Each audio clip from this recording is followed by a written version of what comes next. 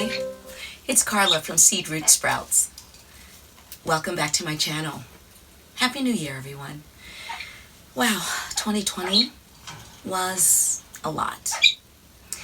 So I decided that this year in 2021, I'd start a couple of new things.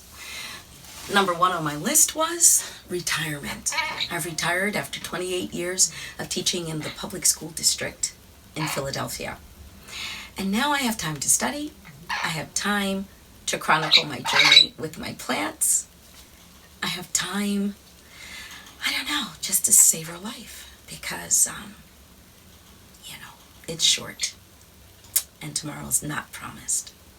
So today, I thought that I would chronicle my journey with one particular plant family called the Commelinaceae family for you. And I hope that at the end of this video, you would be inspired to acquire some of these common plants. I don't know if they're easy to find, but they're pretty common where I come from anyway. So let's start with what are all the different types of plants in this family. Right here in front, you'll see that I have the triple gondro multiflora, which is also known as the Tahitian bridal veil. Behind it, in this group, this large planting here, I have the callisia fragrans.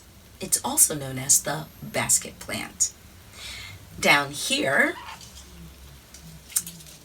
here's a variation on it. It is also a callisia fragrans, but it's known as the Commelinaceae variety. It's a variegated one. Next to it, I have the fashionable Tradescantia Nanook. Next to those, I have in this little vase, growing in soil, a couple of sprigs of the callisia repens. It was a variegated variety called Pink Jewel, but it has since reverted to all green, and that's okay with me. Here's a larger planting of it. So let's talk about a little bit of history. This fragrans, callisia fragrans, is native to Mexico, as is the callisia repens. Pink Jewel is the variety that I had before it reverted. So let me talk a little bit about it. It is, besides being known as the basket plant, it is also called the inch plant, the chain plant. It is creeping, it is herbaceous, and it is found on the floor of the rainforest. It is hardy to zone 10. It likes to climb, it likes to trail. And these little plantlets that you see here are the things that actually ramble across the floor of the rainforest. The same thing for the callisia repens. It also likes to, as you can see, it likes to trail. It will climb, as you can see. And it is another scrambler across the floor of the rainforest. Both of these like medium to low light. I have grown them in bright light on the southeast corner of our porch during the spring and summer and early fall. And when they're sun stressed, they're beautiful. Is that? No. I thought it was like a bug, but thank God it's not. They produce small white flowers. Neither of them have done that in my care so far. And every 2 to 3 days, I will water the callisia repens because it is very delicate, very slim, thin stems, thin leaves. The fragrance can go longer because these leaves are very strappy. They're long, they're thick, and they are waxy. In fact, the person who gave this to me thought the leaves were the leaves of an orchid, and she gave a piece of it to me, just like one of these plantlets here, to me years ago, and said just pop it in some orchid bark, and I did, and it actually rooted. And then I found out it's not an orchid at all. Then let's go to the bridal veil, which is the Triple-Gonda multiflora. It is native to, hold on, sorry. It is native to the West Indies, Texas, Argentina. It is known as the Tahitian bridal veil. The actual botanical name is Gibaeus geniculata. And again, it is related to the Tradescantia. It creeps. It has thin stems, narrow green leaves with purple undersides, small showy flowers. And if you're not staring at that thing, you would not see those flowers. So I wouldn't call them showy, but they are cute. And it's great for a ground cover or a hanging basket. In fact, I think the repens also does well as in a hanging basket. It thrives on warmth and humidity and dappled sunlight. Again, I've grown it in really pretty high light. And these stems, these leaves are delicate. They're thin, but they are waxier than the repens here. So I think it does okay with that kind of highlight, as long as you water it every 2 to 3 days. It does propagate by stem cuttings and aerial roots, as does the callisia, fragrans, and the repens.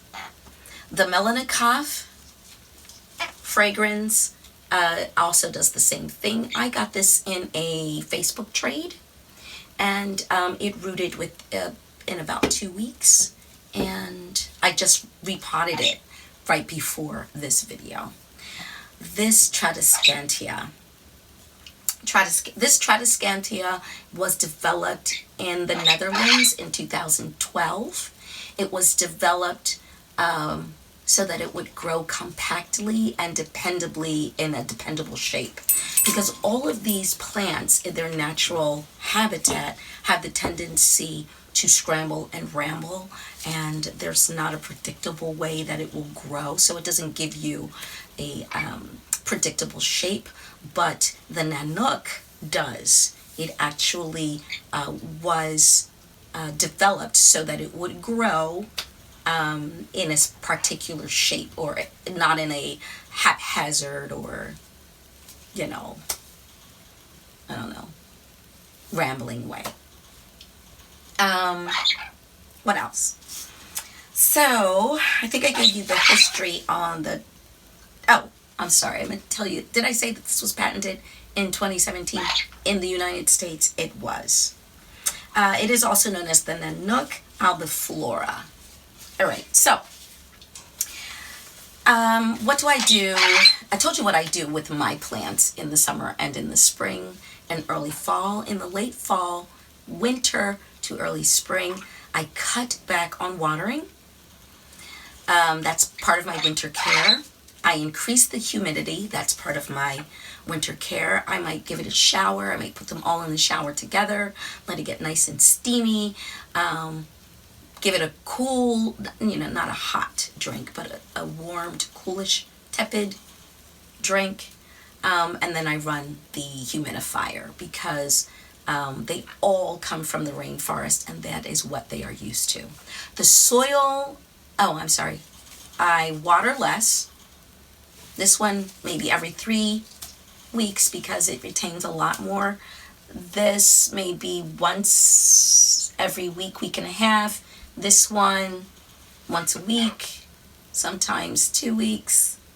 My Nanook, because it's a new propagate, I try to water it every, 5 days, 5 to 7 days. Same thing with this Commelinaceae.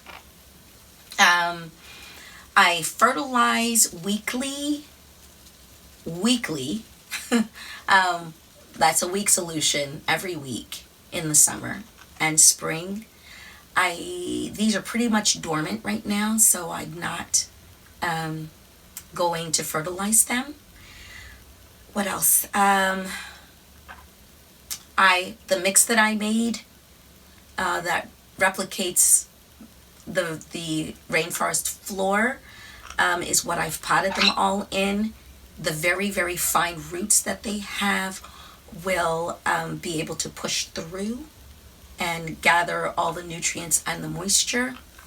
It does not become compacted in any way because that's what they need. They need to be able to like spread out. What else? I think that's pretty much it. I would encourage you to try these out. They're pretty common. If you can get them in a trade, I got these two in a trade. This was given to me as a gift, but I've seen it other places. I found this, I believe, in a local nursery, and this was a gift from my cousin. So I think you can find them a couple of different ways.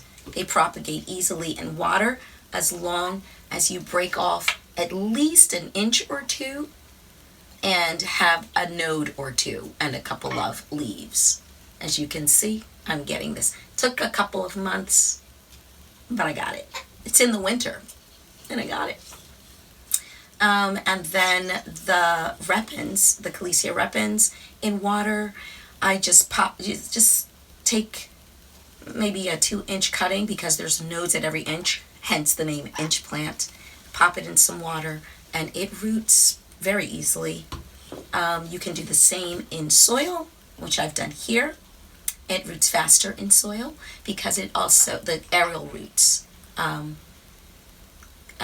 is what it uses to propagate when it's in soil. The Nanook came with a few roots, and I popped it in water and propagated it that way. Same with the Commelinaceae and the bridal veil, or the triple gonda multiflora.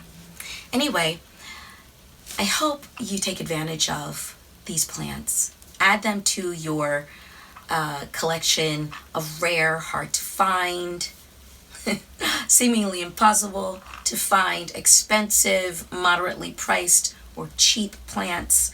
And I think that you will enjoy them. I do. Thanks for joining me. I hope you are well. Stay safe, and have a great day. I'll see you in the next one. Bye.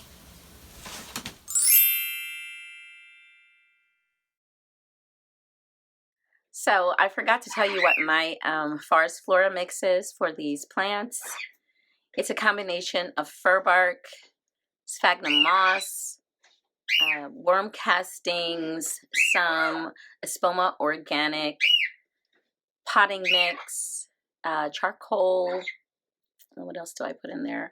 A little bit of bonsai mix, a little pebbly, rocky stuff. And that's pretty much it. Cocoa coir as well. And I also forgot to tell you that these plants, especially the callisia fragrans, is used medicinally. In Russia, they infuse the leaves in vodka. And let me read a little bit of information about that. So they infuse it in vodka, and they use it for arthritic inflammation, to bring that down, for skin irritations, colds, heart problems, cancer, varicose veins, upset stomach, and as I said, arthritic inflammation. It is considered to be a natural antibiotic, antibacterial, and antioxidant. And I'm sure that they use it medicinally in Mexico, but I didn't see any information on that. So yeah, I forgot to tell you all of that. So now I'm really saying goodbye.